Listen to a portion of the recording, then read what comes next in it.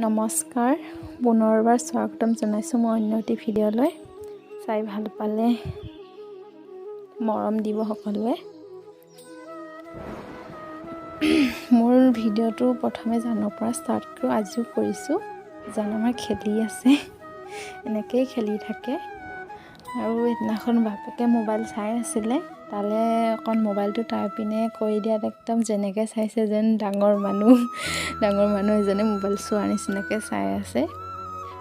তেনেকৈ ইটো সিটো বাপেকে কৈ থাকিব, তেনেকৈ কথা পাতি থাকে দুইটাই। আমি কি কয় আমি একো বুজিয়ে নাপাওঁ, তথাপিও হাঁহি থাকোঁ, কথাবোৰ সুধি থাকোঁ। ময়ো কথা পাতি থাকোঁ তাৰ লগত, হাঁহি থাকিব, চকুৱে চাই থাকিব, এনেকুৱা মৰম লাগি যায়। যেতিয়া দেউতাকে মানে দোকানৰ পৰা ৰাতি আহি তাৰ লগত খেলিব, বাপেক আহিলে এনেকৈ চাব যেন কোনোবা আহিছে, যেন বহুত ভাল পাই যায় মনটোতে আহিলে বুলি।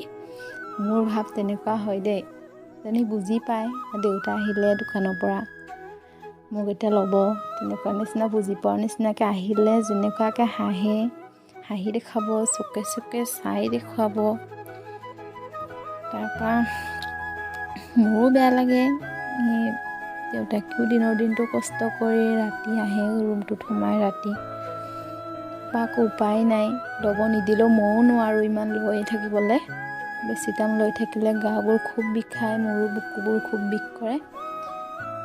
সেইকাৰণে দেউতাকো ল'বলৈ দিওঁ।